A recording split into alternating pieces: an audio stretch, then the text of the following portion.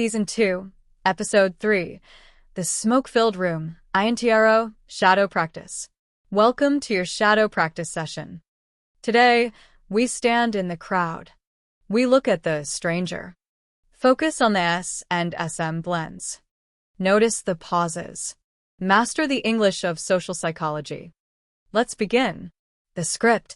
If you were collapsing on a busy street, where would you want to be? A quiet alley with one person? Or a crowded square with 1,000? Most people choose the crowd. They think, more people, more help. But the audit of the human mind says you are wrong. In a crowd, you might die in plain sight.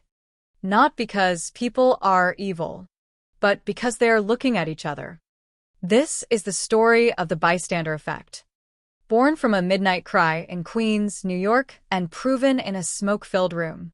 It is a story of diffusion, doubt, and the deadly silence of the majority. The noir origin of this study is the case of Kitty Genovese. 1964. A young woman was attacked outside her apartment. The headlines claimed that 38 neighbors watched from their windows. They heard the screams. They saw the shadows. But no one called the police for over 30 minutes. The world was shocked. They called it urban decay. They called the neighbors monsters. But two psychologists, Bibb Lawtain and John Darley, didn't believe in monsters. They believed in social logic. They went into the lab to see if safety in numbers was actually a death trap. They invited students for an interview. They sat them in a room to fill out questionnaires. Then the test began. Smoke started to pour through a vent in the wall.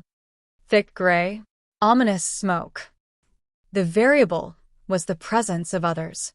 Scenario 1. The student is alone. When the smoke appears, they look up. They sniff the air. They get up. They report the smoke in less than 2 minutes. They are independent. They trust their senses. Scenario 2. The student is with two strangers. But the strangers are actors. They are told to ignore the smoke. They keep writing. They act indifferent. What did the subject do? They looked at the smoke. Then they looked at the others. They saw calmness. So they swallowed their fear. They went back to work.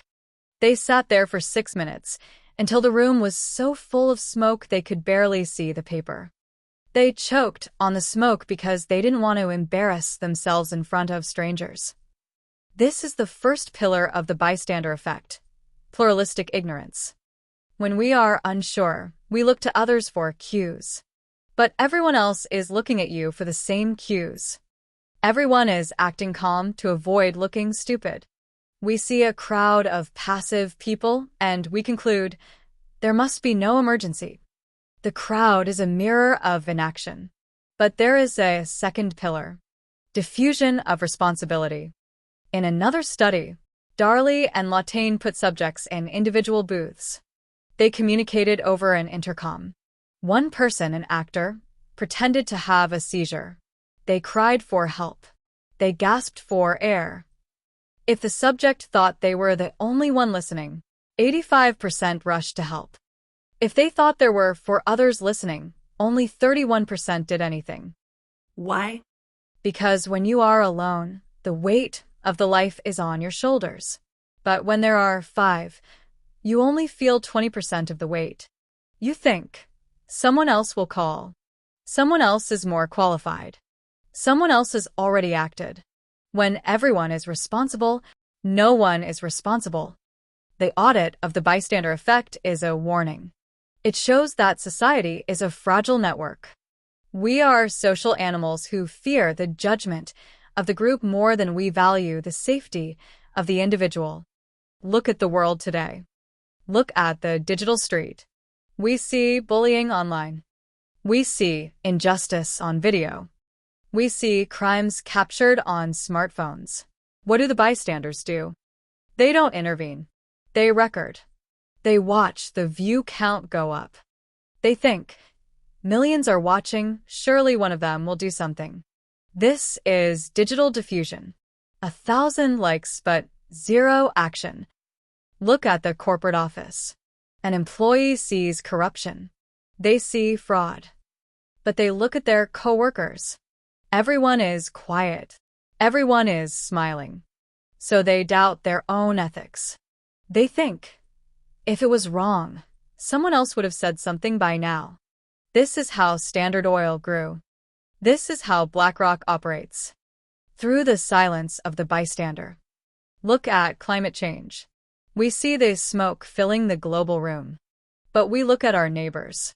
They are buying cars. They are flying on planes. They are consuming. So we assume the emergency is not real. We are waiting for a leader to act, while the leader is waiting for the people to act.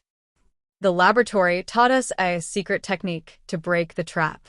If you are ever in trouble in a crowd, do not yell help. That is too general. It diffuses. You must eliminate the diffusion. Point at one person. Say, you in the blue shirt, call 911. When you target an individual, you return the weight to their shoulders. You break the pluralistic ignorance. You turn a bystander back into a human. The room is smoke-filled. The intercom is screaming. And the crowd is watching. The audit is on you. Will you trust the group? Or will you trust the smoke? The social script is passive. But the human heart must be active. Stay sharp. The crowd is blind. But you can see. Don't wait for permission to be kind. The smoke is rising. The clock is ticking. And the mirror is waiting.